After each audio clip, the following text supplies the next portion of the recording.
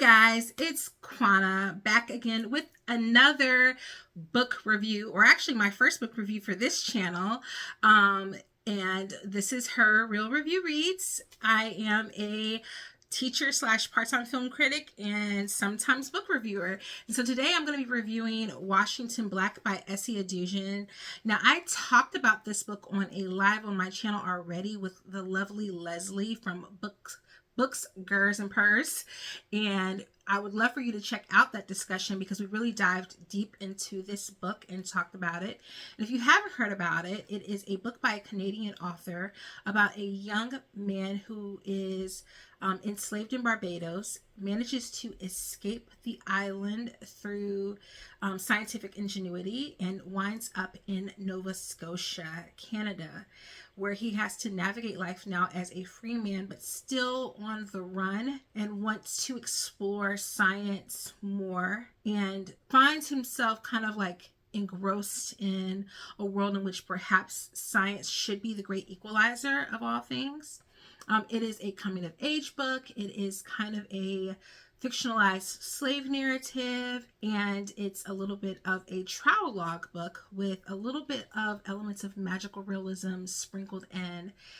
And I actually really enjoyed this read.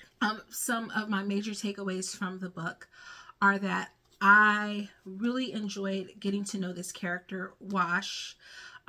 His actual name is George Washington Black, and I loved getting his perspective of the world as someone who unfortunately is born into an enslaved plantation and has to navigate life in such a way where, you know, death and harm are at every turn, and eventually gets the opportunity to gets to learn how to read, draws, becomes an artist, and then gets an opportunity to gain his freedom and to explore the world. And it's something that we usually don't get to see in a historical fiction work. A lot of times it's either completely fantasy, something kind of like Bridgerton, where they create a fictionalized world where race becomes persona non grata basically, and people get to experience life in this colorblind casting.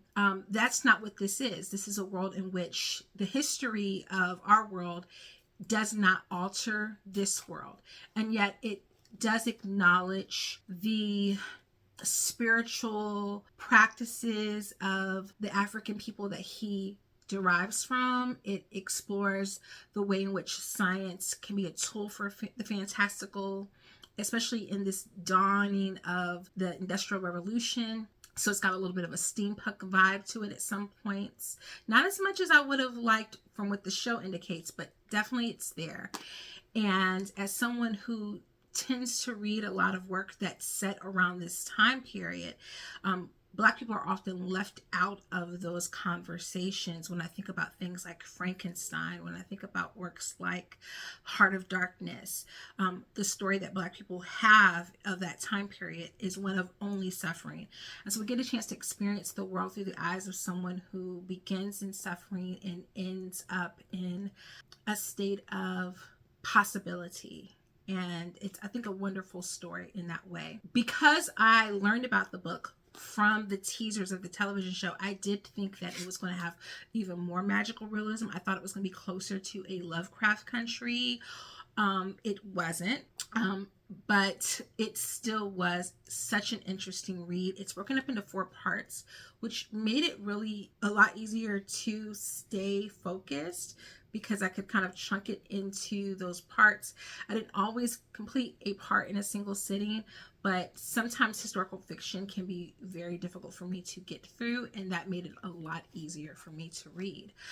Now, I'm going to come back later and review the Hulu series as a whole, but let me know if you were able to read along with me, and if you want to check out that live with Leslie and I will link it here and also tag it at the end of the video. I encourage you to read it because we do a deeper dive, and if you've already read the book, we get into spoilers, and in this video I didn't really want to spoil the book for you.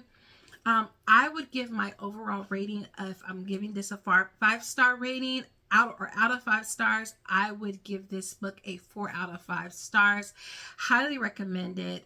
It wasn't the highlight for me because I do struggle with this genre, but it certainly captured my attention in ways that a lot of books in that genre do not. But let me know your thoughts on it. If you've already had an opportunity to read it, did you find it difficult to understand? I do think that the biggest hiccup is that people think they're getting one particular book and they wind up with like four different books a little bit, and I think that's what makes it a little difficult for some people. But let me know your thoughts in the comments, and I will see you guys in the next video, which will be coming soon because it will be an announcement for our next read, The Long Walk. See you next time.